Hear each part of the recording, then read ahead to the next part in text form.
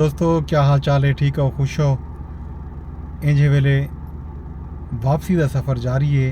तो जिमें मैं तो वादा किया कि अज शाम को भी वापसी के टाइम मैं तो डी दे विच इस्लामाबाद दे विच जो कुछ थींदा रह गए थींदा पे उन बारे आगाह करे सा।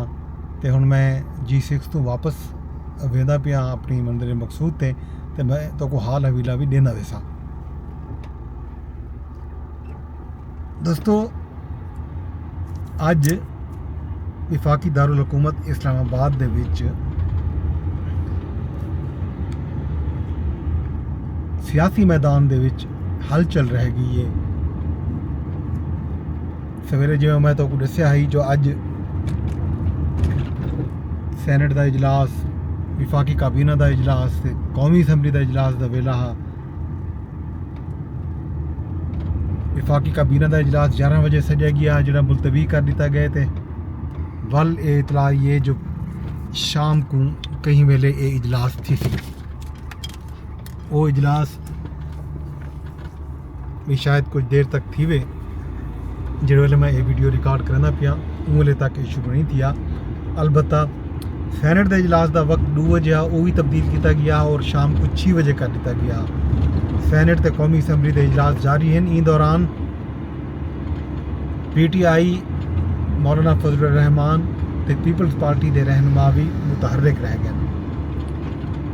PTI के रहनुमावे ने मौलाना फजलुर रहमान के घर पहुँच के मुलाकात की थी। तो बिलावल भुट्टो जरदारी भी उन्हीं दौरान लगभग 4:30 बजे मौलाना फजलुर रहमान की रिहाइशगाह से पहुँच गए जिहड़े वेले PTI का वफद उत्थां मौजूद था। दे नाल नाल अज पार्लीमान दे विच खसूसी कमेटी जिहड़ी बनाई गई है पार्लीमान की उनका इजलास भी आ। सैयद खुर्शीद शादी जेर सदारत खसूसी कमेटी के इजलास दे विच 26वीं आइनी तरमीम के मुसवदे की मंजूरी ले दी गई है। खुर्शीद शाह के मुताबिक कमेटी ने मुतफिका तौर पर 26वें आइनी तरमीम की मंजूरी दी है। तो 26वीं आइनी तरमीम के मुसवदे दे विच 26 नुकात जी सही जिहड़ा मुसवदा सामने आए उहदे विच 26 नुकात हैं। 26 नुकाती आइनी तरमीम का मुसवदा अज कमेटी ने मंजूर किए। तो इंज वेले कौमी असैंबली ते सैनेट का इजलास जारी है। इन तो इलावा एक खबर ये भी आई है जो सुप्रीम कोर्ट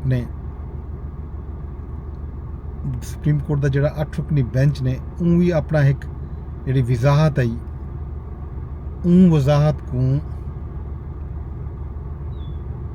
उनकी दोबारा वाला वजाहत जारी की है। इलेक्शन कमीशन ने सुप्रीम कोर्ट तो वजाहत मंगी है तो उन वजाहत के नतीजे दे विच एक बारी बल वजाहत आई है। उन वजाहत ये आख्या गया कि सुप्रीम कोर्ट के 12 जुलाई के फैसले के उत्ते इलेक्शन कमीशन हरू भरू अमल करे क्यों जो सुप्रीम कोर्ट का फैसला हतमी है। सुप्रीम पार्लीमेंट ने जी इलेक्शन एक्ट के तरमीम की है उनका इतलाक सुप्रीम कोर्ट के फैसले से या माजी के किए गए फैसले नहीं थी सकता। लिहाजा सुप्रीम कोर्ट के जजा ने 8 रुकनी जजा ने जी वजाहत की है उन्हें इलेक्शन कमीशन को ये आखे कि वो 12 जुलाई के फैसले से मनोअन अमल करे तो जोड़ा मखसूस नशिस्त हैं वो PTI को दिता वजन। इंज वेले अदालती इस्लाहात दे विच कौमी असैंबली बहस शुरू थी है। राजा परवेज़ अशरफ अपने खिताब में आखिए जो आइन तरमीम का हक सिर्फ पार्लीमान को है। जुल्फ़िकार अली भुट्टो 2/3 अक्सरियत के बावजूद इतफाक राय पैदा किया तो उन्होंने 1973 ये मुतफिका आइन मंजूर कराया है। तो इवें ही 18वीं तरमीम के आसिफ अली जरदारी भी पार्लीमान को ताकत दी है तो 18वीं तरमीम मुतफिका तौर पर मंजूर कराई गई है। इन नाल अज PTI ने मुल्क भर के जिलाई हैडकुआटर एहतजाज की कॉल भी दी है। तो PTI के एहतजाज की कॉल के उत्ते पंजाब समेत इस्लामाबाद दफ़ा 144 नाफिज है। ई वजह तू कोई खास एहतजाज नज़र नहीं आया। रावलपिंडी दे विच ते इस्लामाबाद दे मज़ाफात दे कुछ जहीं ते इतला आई है कि चंद कारकुन जमा थे जिन्हों को इस्लामाबाद तो मुंतशिर कर दिता गया, तो रावलपिंडी दे विच जमा थी वाले कुछ कारकुनों की गिरफ्तारी भी अमल चाहिए। इनके अलावा पिशावर समेत सिंध दे विच कराची विच भी PTI की तरफों एहतजाज किया गया। कराची का एहतजाज जोड़ा है थोड़ा जिहा पुरतशद्दद नज़र आए, क्योंकि TLP ने भी कराची दे विच एहतजाज की कॉल दी हुई है। तो हिक्को मकाम के उत्ते दोवें जमात TLP भी तो PTI भी जमा हैं। पुलिस ने एहतजाजी मुजाहिरीन को मुंतशिर करने वास्ते लाठी चार्ज ते शैलिंग की है, तो कारकुनों की तरफों पुलिस के उत्ते पथराव भी किया गया। यही सूरत हाल तो इस्लामाबाद दे विच अज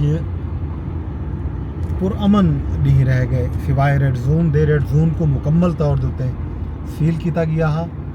डी चौक के मकाम के उत्ते इस्लामाबाद पुलिस, रेंजर्स ते कानून नाफिज करने वाले जोड़े इदारे हैं वो मौजूद हैं।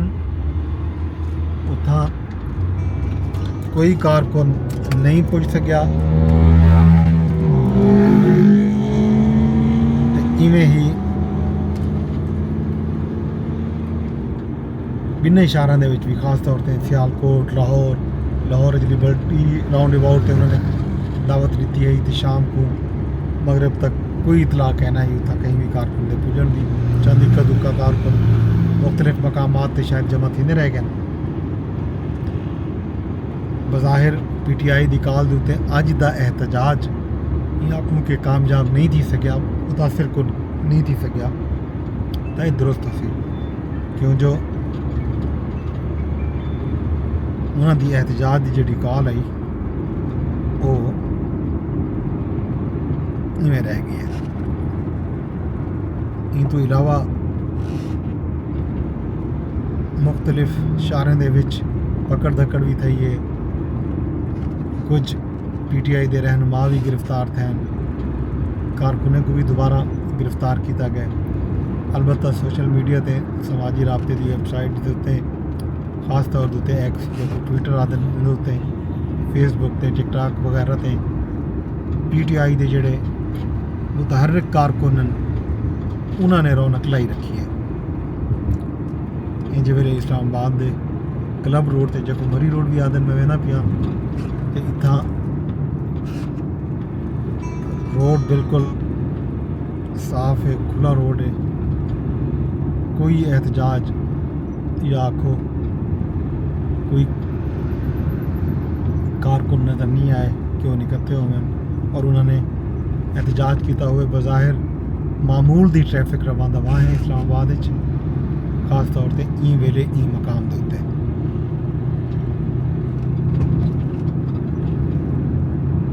अज पाकिस्तान पीपल्स पार्टी 18 अक्तूबर के सानिया कारसाज की याद दे विच हैदराबाद जलसे का एहतमाम किया। बिरौल भुट्टो जरदारी अज शाम को उत्था रवाना थे। अज उन्होंने खिताब है उत्था। सारा अपडेट तो दे रही तो मजीद भी देसूँ। तो ई वेले मैं रावल चौक क्रॉस करके पार्क रोड से पुज गया। शाम तक की जी अपडेट है मैं तुहानू साझी की है। मजीद जी अपडेट हो सी वो जारी रखसूँ। वेले तक मैं कुछ इजाजत रब सुनने के हवाले।